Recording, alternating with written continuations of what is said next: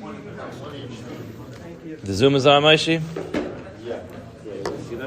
Okay, good morning, everybody. How are you?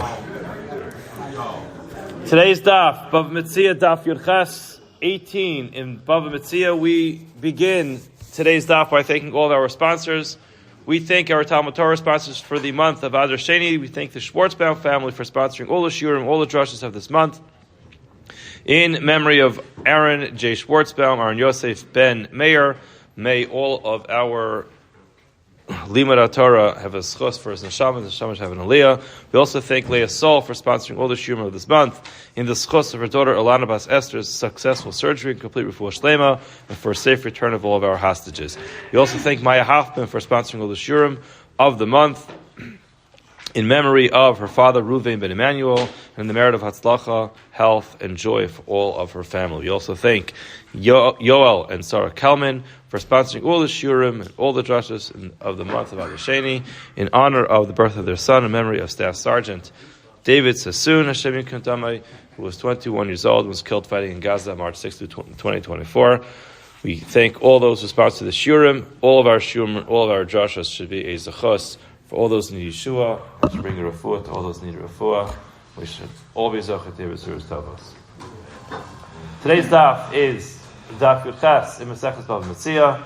We are going to begin 2 lines from the top with just a very quick recap about what we were talking about in daf Yud Zayin, because it is one long conversation.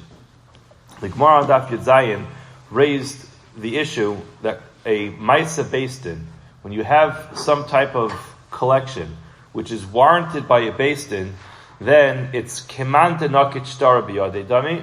It's as if the person is holding the contract, the document in their hand, and therefore one cannot simply claim that they paid it up. In other words, if a person shows up a creditor shows up to a debtor and says, "Hey, listen, you owe me $1,000," and he takes out a document and says, "Here's the document that actually substantiates my claim, and I can prove that you borrowed $1,000. He takes up the shtar, and the shtar says, Reuven borrowed $1,000 from Shimon.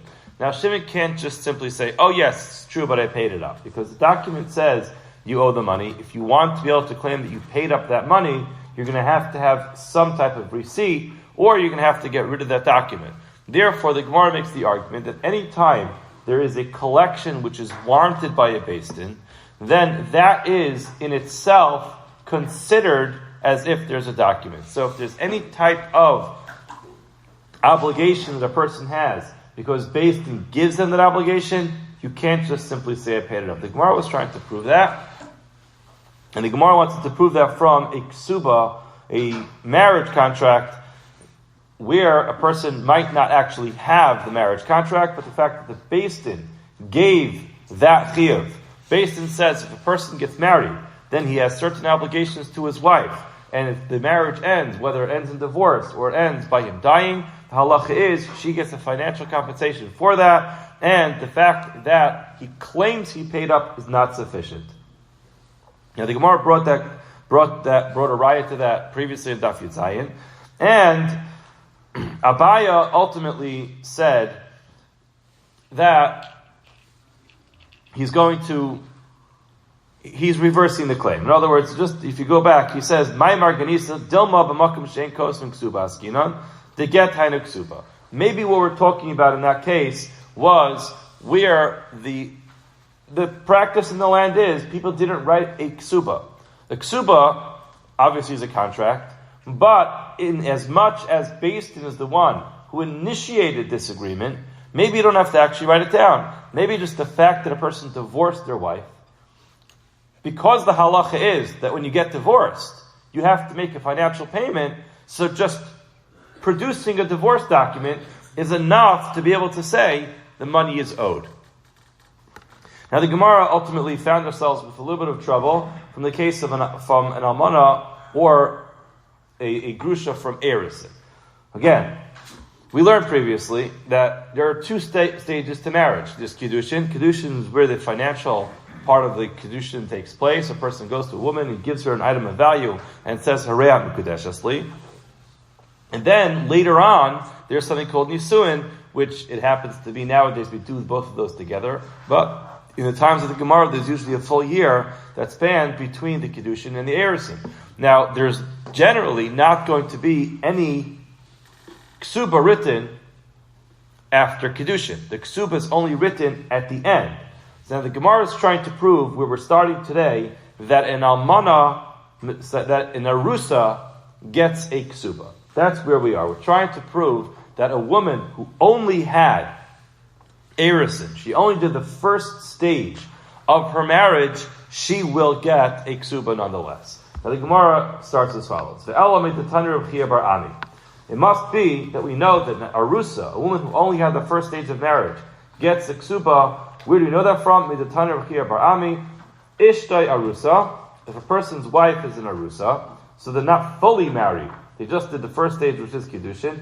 Lo onein v'lo metamila. He does not have the halachas of onein. Onein are the halachas of the first day of avelos. When a person passes away, the immediate relatives are called an onein. During that stage, there are certain halachic things that they must observe. No eating meat, no drinking wine. And in addition to that, a person is pater from all mitzvahs, because the only mitzvah that should be on their mind at that point in time is the mitzvah of tending to the needs of the deceased. So if a person's wife, who is not fully married, but is only an arusa, passes away, halachas of onein don't apply, and the halachas of tumah don't apply. What are the halachas of tumah? If he is a kohen, the halacha is a kohen is not allowed to be matami himself. He can't become ritually impure to anybody unless it's one of his 7 close relatives. If she is only an arusa, but not a nesua, and he is a kohen, he cannot become tamid to her. V'chein, similarly, he lo onenes, she will not become an onenes if he passes away. V'lo metamalo, she does not become tamid to him. Now obviously we have to understand this line, because there is no such halacha that a female kohen cannot become tamid. Therefore Rashi explains to us, it doesn't mean she can't become tamid, it means that she is not required to become tamid. Generally speaking, a person has an obligation to attend to the needs of their loved ones. And a person can't just say, I don't want to do it. I'd rather not become tameh. We force the person to become tameh because it's their relative. In this case, even though they're technically married after Kiddushin, however, and they would need to have a get if they get divorced, nevertheless, since they did not come to Nisuin yet, she's not obligated to become tameh to him. Mesa, this brisa continues, if she dies, Eino Yarsha. He does not inherit her estate. Meshu, if he dies, Govek Subasa. She collects her ksuba. Clear, black on white, without any room for doubt. It says very clearly, if he dies, she is an arusa, she gets her full ksuba. So we see clearly that an arusa does get a ksuba. There's not going to be a document, so everything seems to be very clear. There's no document that she could actually produce because there's no ksuba, and she gets it, and he's not going to simply be believed to say, hey, listen, I paid the thing up. And then when we say he, we don't mean him because he's dead, but his children are the ones who have to take care of his financial obligations. Now clearly, she collects the ksuba. Now the Gemara says, no, don't let the kasavla. Maybe that case where we're saying that she collects the ksuba is a case where he actually wrote her a ksuba. In other words, you don't have a proof from here to say that just because there was a marriage, that it automatically means that every arusa is going to have a ksuba. And even if there's no document, she's able to collect it, and no one's believed to say parati that it was paid up. Maybe this particular case is just pointing out what the halachos would be in a theoretical scenario where he did write a document to her. The cost of la maila memra, you might say, well, if that's the case, then what's the chiddush? What are you pointing out? You wrote her a contract? Anybody who writes a contract to someone else has to honor the contract. Why should we have to have a specific price that says, if Reuven wrote his wife Leah a document that promises her that if he dies, he'll give her 200 zuz, that it has to be paid up? Of course, it's like any other contract. Gemara says, Mesa Eino Yarsha Itzrichale. The reason why this was mentioned was because we wanted to point out the halacha that he does not inherit her estate. So if she owns property, he doesn't get it. So once that was mentioned, we also mentioned that she gets to collect the ksuba.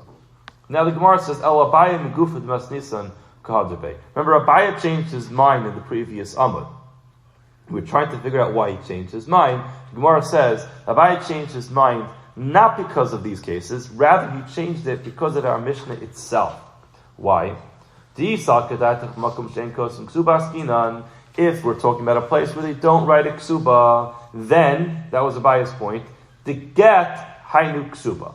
In other words, the bias point, remember from yesterday, was that essentially as soon as she produces the divorce document, that document has a dual purpose. Number one, it confirms that she's divorced. Number two, by default, the fact that it confirms that she's divorced, it also confirms that she's owed money. Now, what that would mean is that we have no proof to the concept that if there's a based-in warranted obligation, that you can't claim parati, you can't claim I paid up. Why? Because there's a document here. There's a get. Now, Baye says, hold on a second. There's a problem with that. To get, just go back. If you want to suggest, we're talking about a case where they don't write a ksuba, to get hainu ksubasa, and the divorce document is indeed serving as her contract that she could collect money from, there's a problem. To get mana masayim ksipe. Is there a dollar amount written in a get? Now, you could reject that. And if you want to reject it by saying, Kivin takinu rabbanon lemigvala commande kasev beidami. So, you're right, it doesn't say a dollar amount, but the fact that Chazal told us that if you get divorced, you have to pay money, it's as if it says it. Now, lit volema, let him just say, parati, I claimed it up, I paid it up. In other words, yes, I got divorced. Here's your divorce document, but I paid it up. You're right, Chazal say that when I divorce you, I have to give you money, but I paid it up. Now, you might suggest to Amrina Leah would say back to him, oh really? You paid it up? I parata, I bayalachal mikra. You should have ripped up the divorce document. What's the problem with that? Amar Lan, he'll tell us, lo shavaktan. She didn't let me rip it up. You know why? She wants it. It's her document. Amra, she'll say, Be'ina la'ansuvebe. Sir, I'd like to get married. Everybody knows that I used to be married to you. And that came to an end. Thank you for paying me up the 200 zuz that you owe me. But the story for me is not over. I'd like to move on with my life. I'd like to get married to somebody else. And I know that the future Masader Kedushin is going to say, Rebbitzin, we know that you used to be married. You want me to officiate at your next wedding to the next guy that you want to marry. Can you actually produce a divorce document that confirms that you're divorced from the first person? Now, she says, well, it was torn up. He's going to say, I'm sorry, I'm not able to help you. I can't officiate at your next wedding because we have no proof that you got divorced. So therefore, you can't go back to the husband and say to him, listen, if you paid up, you should have torn up her document. You know why? It's not his. And since it's not his, he doesn't have the right to tear it up as long as she wants it. If you want to suggest Amrina Leah, we should say to him, make a tear in it. In other words, make a noticeable tear in the get. And write on the back of it, Gita denan dikaranu lav lo mishum de gita psulu. The reason why I tore this get is not because it's an invalid get. I tore it up so like this, it shouldn't be used as another collection. Gemara says, you can't make such a claim. Does everybody who pays up a loan do it in front of the clerk of Beis Din? No. In other words, you don't always have the ability to start taking someone else's document and ripping it and start editing the document. That would be something that would be done inside a Beis Din. So if it's done inside the Beis Din, then yes, the Beis Din can make a mark on it. They could say this divorce has been paid up, put the Beis Din stamp on it. She goes on with her divorce document. She can get married to whoever she wants to produce the document to confirm that she's divorced, and he has a document that says he paid up. But you know what? That's only if it takes place in Beis Din. Most people don't do all their official business in Beis Din. You sit down in someone's office, or you come to the house at the dining room table, you make a transaction. You don't always have the ability to be able to perform one of these official acts. So therefore, essentially, you cannot claim that the divorce document is the reason why you can't claim parati. It's not because of the fact that there's a divorce document. Rather, the reason why you can't claim that you paid it up is because any time there's an official act of beis din, in order for you to be able to be believed that you paid it up, you're going to have an official document saying that you paid it up. You have to have a receipt saying that you paid it up. And that's how the Gemara ends. The Gemara continues now with a discussion of a Mishnah we actually learned previously about finding contracts or finding documents in public, whether or not you should return them. So this Mishnah talks about a case where it should not be returned. A person finds a divorce document in public. He finds a document confirming that an Eved was freed, he was emancipated. Daitaki, we explained, Daitaki are documents that a shchivmara, that a critically ill person will write. When he's on his deathbed, he wants to give away his estates. So therefore we give him an easier way to be able to write a document about where he wants his estate to be divided to. Matana, or a document that the person, any even healthy person, is writing a document to give a matana, to give a gift to somebody else. Veshovern and a receipt. So a person finds any one of these things. He finds a divorce document, an emancipation document, a document of a critically ill person, any gift document, or a receipt that a person paid up a financial obligation. Harezeh, says the Mishnah, lo yachzir. Don't return them. Why? Shani Omer, I'll make the assumption, kesuvin hayu, v'nimlach aleim shlo litnim. They were written, but they were never actually transferred from one party to the next. So this is the concept we raised this earlier, which is people sometimes prepare documents, but they're not necessarily ready to go. They're not ratified. They're not ready to be transferred from one person to the next. It's a document that has information on it, but it was not intended to actually be given, and therefore if you're going to just look at the document and say, Reuven divorced his wife Shimon. So you want, Reuven divorced his wife Leah. It'll take you guys a minute. Reuven divorced his wife Leah. Okay? Now, you want to go to Leah and give the divorce document to her and say, listen, Leah, I found your divorce document on the floor in the supermarket. Now, she may say, oh, thanks for giving it. Now, the truth is, maybe Reuven never gave it to her. Maybe they never got divorced. Maybe they're happily married. Maybe things started to work out. And you gave that document. Similarly, when it comes to a person who's critically ill, or an Eved, any one of these cases, maybe it was written, but the final decision was never made to actually give it. So you're going to be facilitating a gift, a financial gift, from one person to the next, but the intention never was that it should actually happen. At one point in time you wanted to do it, but it was never transferred from one person to the next. So you picking it up off the floor and giving it back to the alleged owner of this document is actually causing a very big problem, and therefore don't return it. And the Gemara says, Taima, what's the reason why you should not give back these documents? Nimlach shalo litne. Because we're worried that the person who wrote the document changed his mind and decided not to give them. So that would be, if that's the case, ha'amar tenu, what if you went back to Reuven? So in all of our cases, Reuven's going to be the guy who's writing the document. You go to Reuven and say, listen, Reuven, I found a document on the floor that said you divorced your wife Leah, or that you freed your slave, or that you were giving this gift to somebody else, or that you're confirming that a certain financial obligation was paid.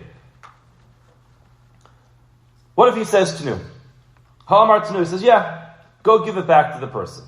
No sin, we would give it back to the person, the other person on the contract. Hafil is mamaruba, even if a lot of time has passed since the date on this document. The problem is for a minute. This is a problematic stira.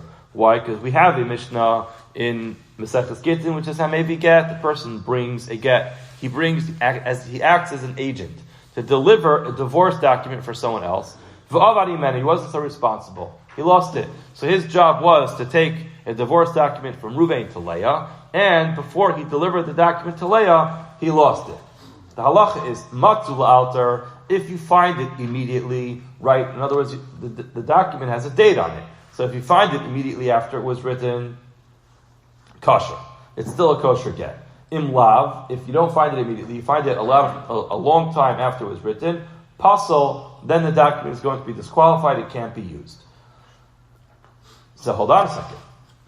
Why is it going to be pasol? If we just said earlier that as long as the one who wrote the document gives you permission to deliver it, you could deliver it even if a lot of time has passed. Why are we saying Maseches Gittin that if a lot of time has passed that you can't deliver the document? Amar Rabbi says lo kasha. There's no stira. Kan b'makom shashayaros mitzuyos. Kan b'makom she'ena shayaros mitzuyos. When is it that the document is going to be disqualified? That's when the document was found in a high traffic area.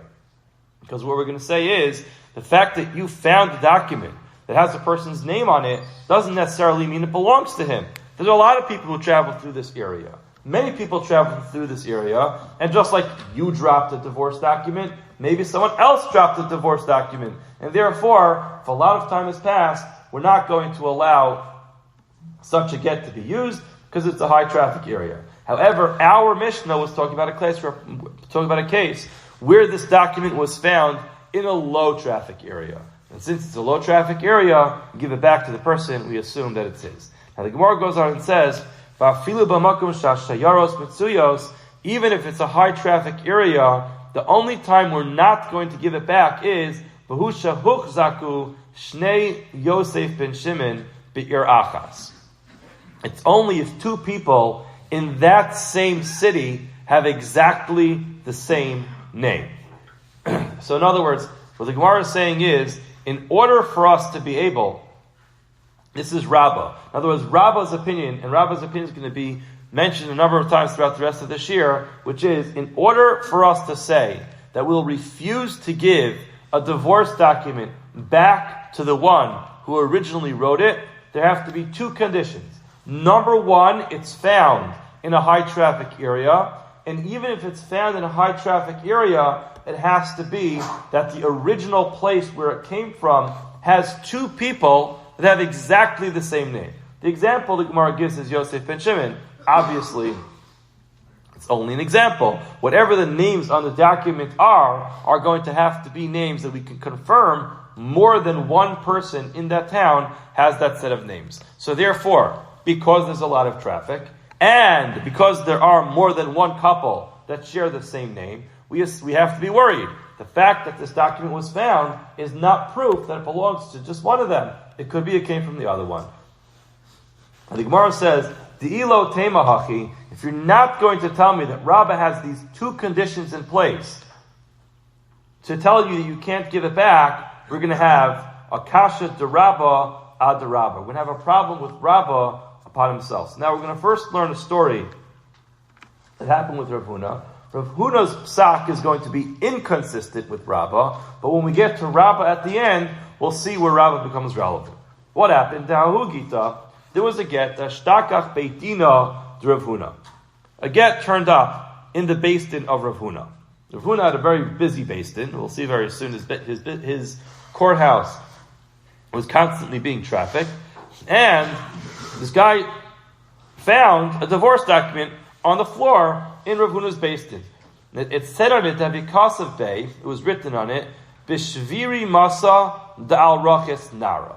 This document came from the city called Shviri, and it was on the river called Rachis. I don't know where that is.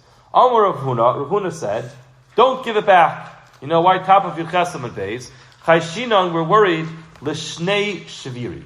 Maybe there's another town someplace called Shviri, and just because you find someone in a town called Shviri who lost a get, it doesn't help us, because maybe there's another town someplace else that's also called Shviri, therefore don't give it back. Now, V'amar le Rav Chisda l'Rabba, Rav Chisda told Rabba, Rabba was one of the students of Rav Huna, Poke ayin ba. Spend your day today researching this topic. Do you know why? De la'orta, because in the evening, ba'i minach Rav Huna. Rav Huna is going to come to all his talmidim in the evening. He's going to say, my dear students, T'midei Chachamim, I would like to present to you a couple of the cases that came to me today. I'm going to present the problems.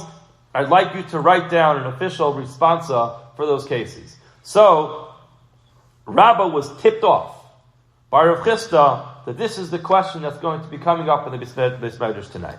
Nafak. So Rav Huna went out. Rabba went out. Duck V'ashkach. He was medayik, he spent a lot of time learning. V'ashkach, and he found the following Mishnah that's now, for it says in the Mishnah, Kol Maisei Besdin, all official acts of a Besdin, Harei Zeh Yachzir, shall be returned to the person whose name appears on the document. That's a problem. Because Vahav Beidina Rav Huna, in the Besdin Rav Huna, Dechi Makom Shahashayaros Mitsuyostam. It's a very busy place. There's constantly lines of people waiting there to have their questions answered. Vikapashat Rabbah, and Rabbah answered the question by saying, Diyachzir, it should be returned. Now, why is this relevant to us? Because Rabbah told us before, you should always return a document to its owner unless the following two conditions are met. Number one, it's a high traffic area. Number two, the names on the document are names of multiple people in that city. Now, if Rabbah said to return the document, it must be, the reason why he was saying to return it is because only one of the conditions were met. And what is that one condition? That there was a lot of traffic there. But we could not confirm that two people in that city had the same name. Now, the Kapashat Rabbah, the Yachzir, Rabbah said to return it. What's the justification to return this document? Alma ihuchziku shnei Yosef and Shimon in. If we know that two people in that city have the name Yosef and Shimon, that's when we will not return it. Ilo, lo. If there aren't two people in the original city who have the same name, even though it was found in a high traffic area, nevertheless, you may return it.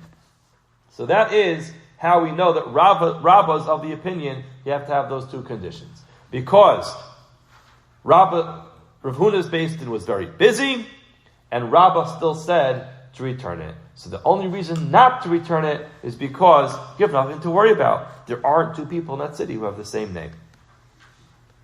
Gemara continues.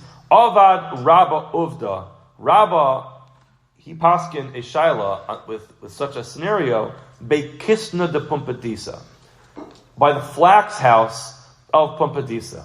How did he paskin? Kishmaite, exactly like himself. In other words, a divorce document, was found in the flax house in Pumpadisa. They came to Rabbah and they said, Rabbah, what should we do with this? So he asked. Well, to see what the case was it a high traffic area? Are the names on the document names of multiple people? And he paskined that way. Now the Gemara is not exactly sure what the official psak was. Ika de Amri, some say, Heicha de Mizavni Kisna. The document was found in the flax market, where people come to buy flax. So, it's a market. All day people are walking around. Who knows how many people could have come by and dropped their divorce documents there. V'hu shelo huchzaku. But, even though it was a high traffic area, because people are coming to buy their flax and their linens, nevertheless, the names on the document did not match multiple people. Afagav d'shchichin shayrasa. Even though there's a lot of people there, nevertheless, we weren't two people with the same name, and therefore Rabbah said you can give it back.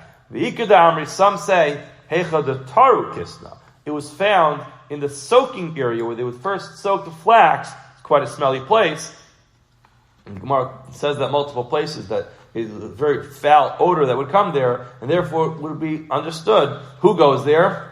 Those who have to go there. The workers go there. It's a factory. You put on your hazmat suit, put on your mask, and you go there, and therefore you go do your work. But it's not a highly frequented place. It's not a high traffic area. Even though the names on the document that were found, nevertheless, matched more than one person, but still, it wasn't such a highly trafficked area, and therefore we're not really so worried that it came from another person. It's not going to be common that people travel there. Ultimately, the Gemara is again proving that according to Rabbah, in order to say that you may not return a document, in other words, our Mishnah, which says don't return it, is only talking about a place where there's constant traffic and people have the same names. And the Gemara says, Reb Zera did essentially the same thing that Rabbah did up until now. Just a quick reminder. We had our Mishnah which said, don't give back these documents. And then we made an inference from our Mishnah which said, some cases you should give it back. And we asked the contradiction to a Mishnah in Maseches Gittin. Rav Zera did the same thing, except he didn't mention our Mishnah. He mentioned two different Mishnayos in Gittin. And just a interesting piece of information, this whole Amud essentially is copied from Maseches Gittin. So we've learned this before. Rav Zera, Rami, Masnisa. Rav Zera, he asked the following stira, Masnisa, however, he did it from a Mishnah, Abraisa, on the Braisa. Umashani, and he answered it. Tanan, it says in the Mishnah, Hamevi get, a person brings a get. V'avad heimenu, and he lost it. Now, what's the halacha? Matzel la'alter, if you find it right away, kosher. Vim lav, pasal. If you don't find it right away, it's going to be disqualified. V'ramini, he asked the contradiction that says, matzah get isha bashuk. If you find a divorce document in the marketplace, bizman shabal modeh, if the husband agrees that he wrote that document to his wife, yachzir isha, give it back to the woman. Eina bal modeh, the husband does not admit that he wrote this document to his wife, lo yachzir lo lazeh, below lazeh, don't give it to either one of them. Now, however, what's the problem? Katani mias, we learned in this case, bizman shabal modeh, at a time that the husband agrees that he wrote the divorce document, yachzir isha, give it back to the woman. It says, if he agrees that he wrote the document, you give it back. But we just learned a minute ago that if a lot of time has spanned between the time that he wrote it and the time that it was found, you can't give it back. Umeshani, Reb Zera answered as follows. Kan b'makom sha'shayoros mitzuyos. The case where we say not to give it back after time has spanned, that's when there's a lot of traffic. The kan b'makom she'ena shayoros mitzuyos. This is talking about a case where there isn't a lot of traffic. So if there's not a lot of traffic, what are you worried about? You can give it back. Now, we don't know the extent to which Reb Zera went. Ika de Amri, some say, v'hu shahuchzaku. The only time that he allowed it to give it the only time he said not to give it back is when you have the second condition also, that there's another couple with the same names. The lo nahadar, the Hy'd Rabbi. In other words, Reb Zera will be exactly the same thing as Rabbi. They both say exactly the same thing, that the only time you don't give it back is if there are these two conditions. Number one, there's a lot of traffic. Number two couples have the same name. Ikud Amri, some say that Reb Zera actually argued on Rabbi. And he said, Afagav the lo huchzaku lo nahadar. Even if there aren't confirmed couples with the same name, nevertheless, don't give it back if it's a high traffic area. Upliga de Rabba. In such a case, it would turn out that Reb Zera is arguing on Rabba. So it's not clear if Rabba really has anybody who argues with him. We have Reb Zera who made a similar point. It's a little bit ambiguous if he requires both conditions. Some say he requires both conditions. One, that there should be a lot of traffic. Two, that we have confirmed two couples with the same name. And under those two conditions, you will not give it back. Some say that Reb Zera did not need a second condition. And as long as it was a high traffic area, he would say not to give it back. We also have in our Gemara this opinion of Rav Huna, which is at the top of the page, which seemed very wild. I really couldn't get a good understanding of this. But Reb Zera, he seemed to say we're worried about an unknown town with the name Shviri.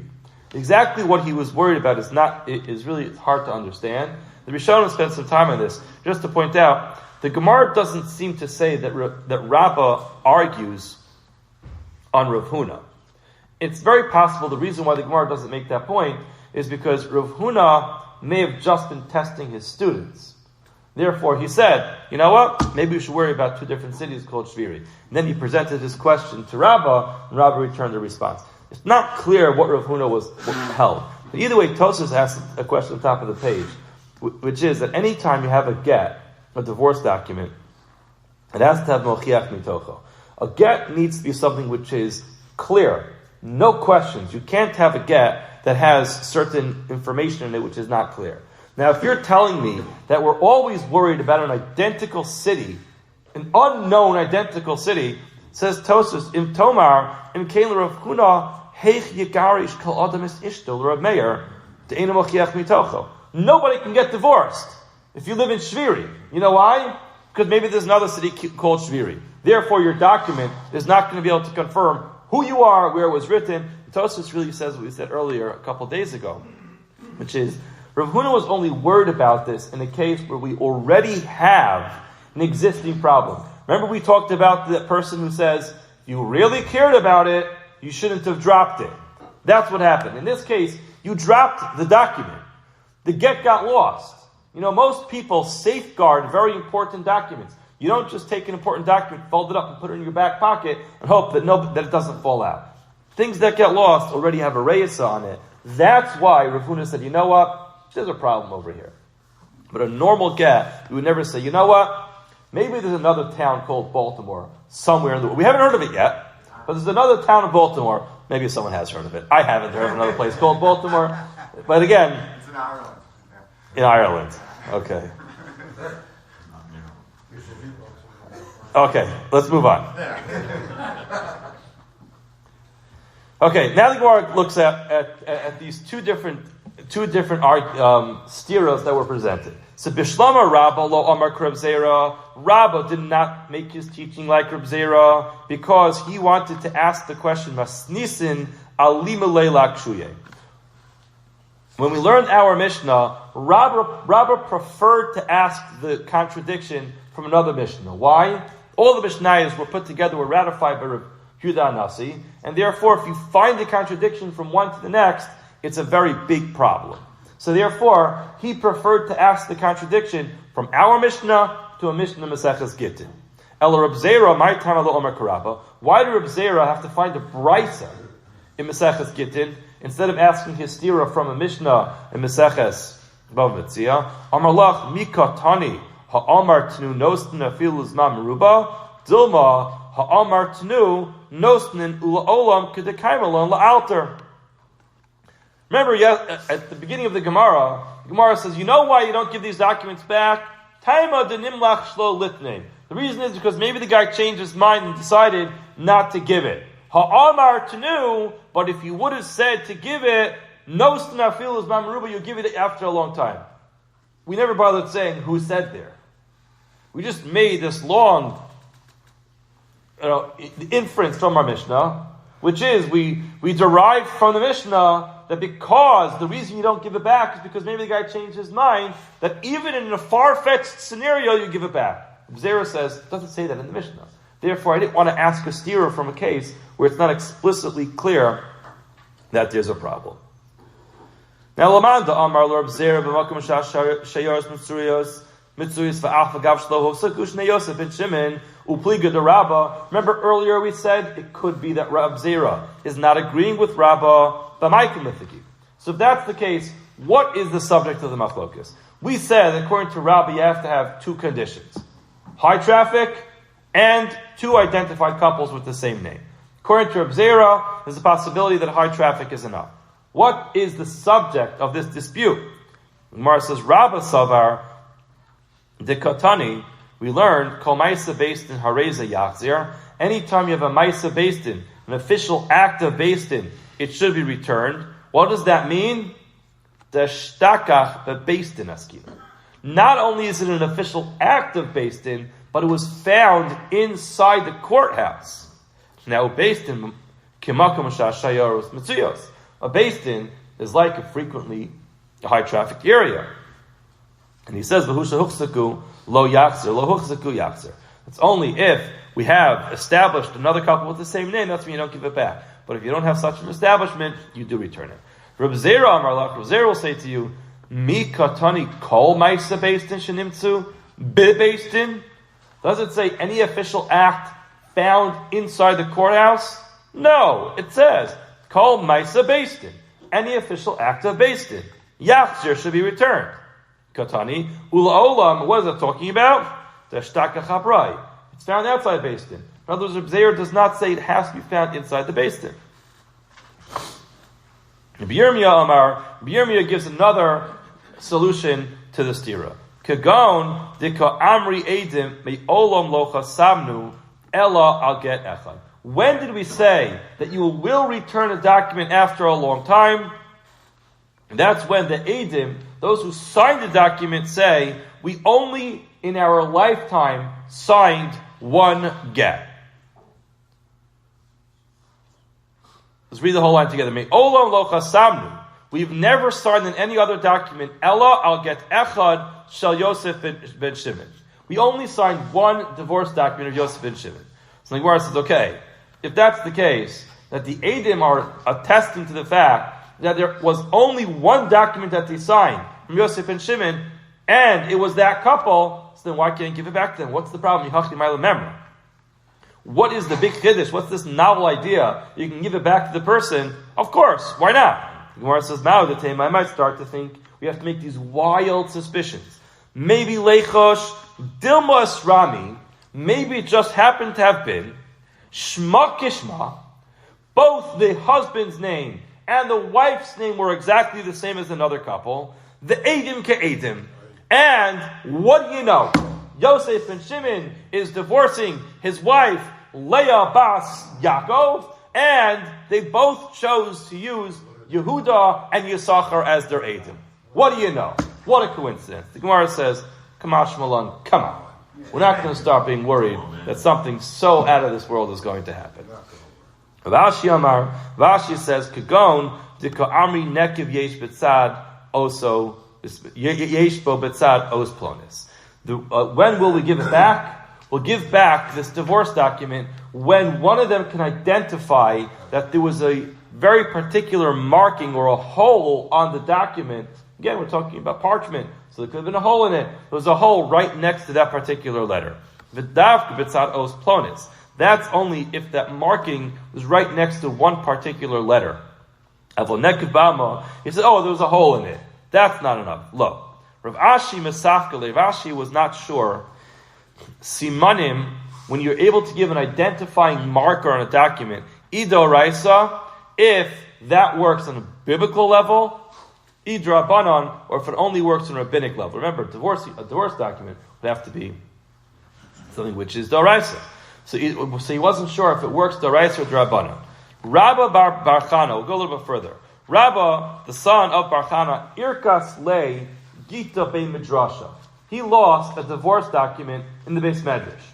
Amar, he said, Isimana Isle Vegave. So Isimana, if you want me to identify this divorce document by giving a identifying marker, Isli Vegave, I have one. Itvi is Eina, if you would accept my own recognition of it, Isli Vegave, I also have that. Ultimately, Adru Anele, they returned it to him. Amar, he said, Lo Yodana, I'm not sure what was the more compelling argument. In other words, there's no official based in opinion that was produced to explain why they made their decision.